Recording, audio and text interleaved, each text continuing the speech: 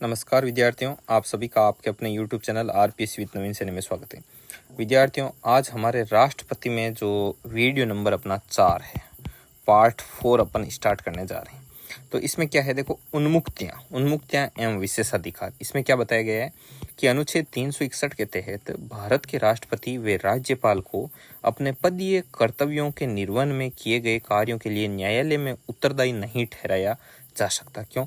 ये कुछ भी अपने कर्तव्यों का निर्वहन करता है तो ये बात नहीं है कि अब इसको घसीट कर न्यायालय में ले जाओगे, तूने ऐसा क्यों किया, क्योंकि ये सारा काम मंत्री परिषद की जो सलाह वगैरह पर बाद में होता है। ये तो है नहीं कि इसका व्यक्तिगत निर्णय है। ठीक है। राष्ट्रपति व राज्यपाल के पदावधि के दौरान, मतलब जब ये पद पर रहते हैं, तो तब उनकी न तो गिरफ्तारी की जा सकती है, ना इनको कारावास के लिए किसी भी न्यायालय से गिरफ्तारी वारंट जारी नहीं किया जा सकता, ना इनके खिलाफ गिरफ्तारी वारंट जारी कर सकते हैं। क्यों? क्योंकि देखो, एक भारत के प्रथम नागरिक है, गरिमामय पद है, तो सीधा ऐसे गिरफ्तार नहीं किया जा सकता। आगे, इन दोनों की पदावधि के दौरान किसी भी प्रकार की आपराधिक कार्यवाही ना तो प्रारंभ की जा सकती है कोई आपराधिक कार्यवाही इनके खिलाफ, और ना ही चालू रखी जाएगी। ठीक है। पद पर बन गए, मतलब जब तक पद पर है तब तक इनके खिलाफ कुछ भी नहीं किया जा सकता। 2 माह की पूर्व सूचना बिना इन दोनों के विरुद्ध सिविल कार्यवाही भी नहीं की जा सकती। सिविल कार्यवाही करनी होना तो भी इनको 2 माह पूर्व क्या करना होगा, सूचित करना होगा। ठीक है। आगे, राज्यपाल की विवेक शक्तियां। तो विवेक शक्तियां मतलब ये स्व विवेक से क्या कर सकता है, तो स्व विवेक से तो लगभग देखो कोई 1-2 चीजों को छोड़कर छोटी मोटी ये कुछ भी नहीं कर सकता। इसीलिए राष्ट्रपति को नाम मात्र का प्रमुख, कठपुतली राष्ट्रपति और रबर की मोहर कहा जाता है। परंतु कुछ स्व विवेक शक्तियां, तो क्या क्या स्व विवेक शक्तियां, कि जब लोकसभा में किसी दल के पास स्पष्ट बहुमत ना हो तो ये फिर अपने मतलब स्व विवेक के आधार पर किसी एक को, जैसे प्रधानमंत्री वगैरह चुनना वगैरह, उसमें यह स्व विवेक काम लेता है। यदि मंत्रिपरिषद ने लोकसभा में अपना बहुमत खो दिया है तो वह लोकसभा को भंग कर सकता है, ये इसके स्व विवेक पर डिपेंड करता है। ठीक है। और यदि पीएम की अचानक मृत्यु हो जाए तथा सत्ताधारी पार्टी किसी व्यक्ति को अपना नया नेता नहीं चुन पाती है तो राष्ट्रपति अपने विवेक से सत्ताधारी पार्टी के किसी व्यक्ति को पीएम की नियुक्ति कर सकता है, पीएम नियुक्त कर सकता है उस व्यक्ति को। अनुच्छेद 86(2) के तहत राष्ट्रपति संसद को संदेश भेज सकता है। ठीक है। संसद को संदेश भेज सकता है किसी भी चीज को लेकर। धन विधेयक को छोड़कर बाकी विधेयक पुनर्विचार के लिए लौटा सकता है। ठीक है, कि भाई इस पर वापस आप विचार कीजिए, आपने जो निर्णय लिया है ये मुझे कुछ ठीक नहीं लग रहा। और अपने विवेक से जेबी वीटो का प्रयोग कर सकता है, पॉकेट वीटो, जेबी वीटो। तो ये जेबी वीटो क्या होता है, जैसे मान लो जेबी वीटो का वैसे आगे दिया हुआ आएगा, आप अभी देख लेना। तो अब देखो, आगे है राष्ट्रपति एवं उनके कार्यकाल। तो इसमें तो देखो, भारत के प्रथम राष्ट्रपति डॉक्टर राजेंद्र प्रसाद थे। ठीक है। और बाद में राजेंद्र प्रसाद भी रहे, देखो 1952 से 67 और 67 से 62, मतलब 10 साल तक डॉक्टर राजेंद्र प्रसाद रहे। उसके बाद में सर्वपल्ली राधाकृष्णन और वगैरह वगैरह, आगे देखते जाना पूरा। ये वर्तमान में द्रौपदी मुर्मू है, तो ये यहाँ तक है। ठीक है। इन सबको आप देख सकते हो। नेक्स्ट, अब देखो राष्ट्रपति की वीटो शक्ति। तो वीटो है वो लैटिन भाषा का शब्द है, ये चीज भी इंपॉर्टेंट है। ठीक है। और वीटो का मतलब होता है रोकना। अनुच्छेद 111 के अनुसार जब विधेयक राष्ट्रपति की सहमति के लिए प्रस्तुत होता है तो उसके पास 3 विकल्प होते हैं। क्या क्या विकल्प होते हैं राष्ट्रपति के पास, कि भाई एक तो वो विधेयक को स्वीकृति दे दे, एक विधेयक को अपने पास सुरक्षित रख ले।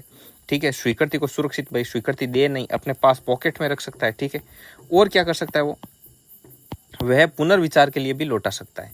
धन विधेयक व संविधान संशोधन विधेयक को छोड़कर बाकी सभी विधेयकों को पुनर्विचार के लिए लौटा सकता है। और संसद द्वारा पुनः संशोधन करके भिजवाने पर राष्ट्रपति अनुमति के लिए बाध्य होगा।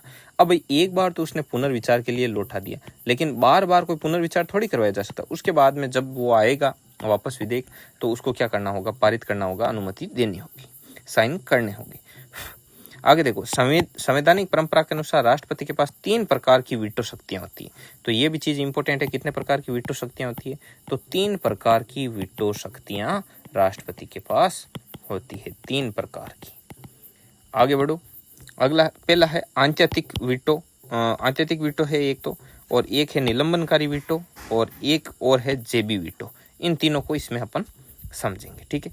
अब देखो, आत्यांतिक वीटो क्या है, कि इसके तहत राष्ट्रपति संसद द्वारा पारित किसी विधेयक पर अपनी राय सुरक्षित रख सकता है और इस कारण यह विधेयक समाप्त हो जाता है। फिर राष्ट्रपति के पास आया विधेयक तो उसने अपने पास सुरक्षित रख लिया, तो जब उसकी समय अवधि कंप्लीट होगी तो ये अपने आप क्या हो जाएगा, समाप्त हो जाएगा।